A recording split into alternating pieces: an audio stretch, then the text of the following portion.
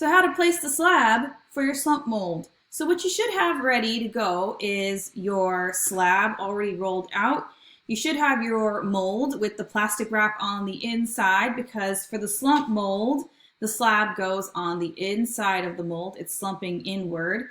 And remember, we want the plastic wrap so the slab won't get stuck to the bowl. If it gets stuck to the bowl, you're gonna have a harder time removing it. And you're also going to need a couple things. You're going to need probably a needle tool or some sort of cutting tool, as well as your small sponge. You'll need that as well. So I have everything ready to go. So what I'm going to do is take my bowl and I'm going to carefully place my slab on top. However, it's actually not going to go in. So it is a little tricky versus the drape mold. So what you want to do is orientate it, and you have to kind of fold it up a few times. A little hard to see with this angle, but you want to kind of fold it up and gently encourage the slab to go inward. Now you can't push down because you might pop a hole in it, and that's not going to be very helpful. So you can see how it's slowly going inward, and I'll show you what to do with some of these access folds here. But I'm slowly getting this pushed in.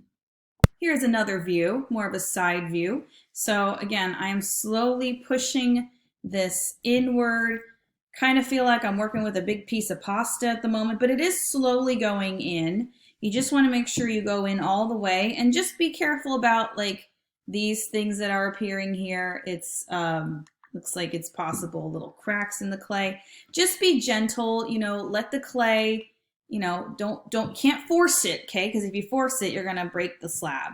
But notice we do have a lot of excess clay that we'll have to get rid of, and I'll show you how to do that. But it's pretty much in there. Again, I really want to push down into the surface, and I'm doing it really gently. I can even pick up the slab here to kind of help coax it in there. Again, so you're just kind of gently putting it into the slump. Again, it's slumping inward. This is why this is probably the bit more complicated one to do, because you do have this step. Now remember, all the coils are going to cover the inside. So it's okay if the interior of your bowl looks a little yucky. I'll show you how to actually fix that. But the next step is trimming the slab. We have to trim it because we don't want all this excess. So what we're gonna do, we're gonna flip it over. Let's see. Yep, flip it over. And what I'm gonna do is I'm gonna take my cutting tool and just carefully cut off parts of it. I'm gonna cut off the big ends first. So I'm going to cut off these big ends that I don't need. Of course, save the clay. You'll want to use it for your coils, especially because it's been wedged. And I'll show you what to do if you get some weird folds. But this is why you don't want to rush this process. So that was going to break anyway, so I'll just pull that off. Now, you can cut directly to the edge of the bowl, but I would not do this, okay? I've had students do this in the past where they cut around the edge and then they take the clay and fold it in on this edge here. The problem with folding it in is when it dries to leather hard, it's gonna be very hard to remove.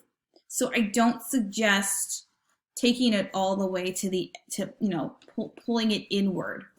So what I'm doing is I'm just cutting this slab right at the edge. And I'm not going to flip it over yet because I'm going to have to do some more work once I flip it over, obviously. So yeah, I'm just carefully cutting and I'm just pulling it off in pieces. I'm not treating it like it's a giant cookie cutter, because if you're too rough with the slab and you rip it off too quickly, you can mess up the slab that's on the inside. Okay, so now I'm going to flip it over. Let's see what's going on here. We got some weird folding going on, so I'm just going to push that down a bit. Get to see some of that side action there. Okay, so we do have to do some cleanup because yeah. So let me first flip this back over to pull off this piece, and I mean, look at that pile of clay there, right? That's all the stuff I had pulled off.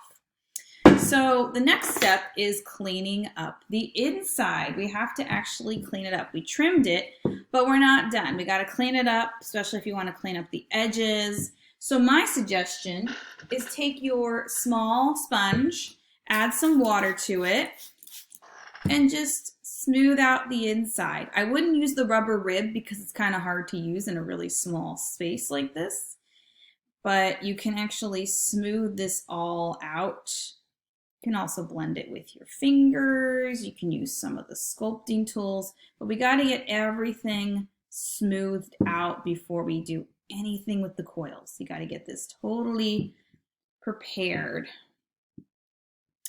And why do we put some water on it? Just so it just kind of lubricates the sponge, and it makes it easier to use. Now you still can clean up the edges a bit. I like to just put some water on my finger and just smooth it out by hand. Again, I don't suggest taking the clay and folding it around the edge. It sounds nice, but then it's really hard to remove later on. This is going to be much more doable because it's just right at the edge. So once this is all prepared and it's all smoothed out the way you think it should be, then you're done. You have a slump mold. You must keep this slab on the mold until you're done with all of your coil designs. But the next step is applying your coils.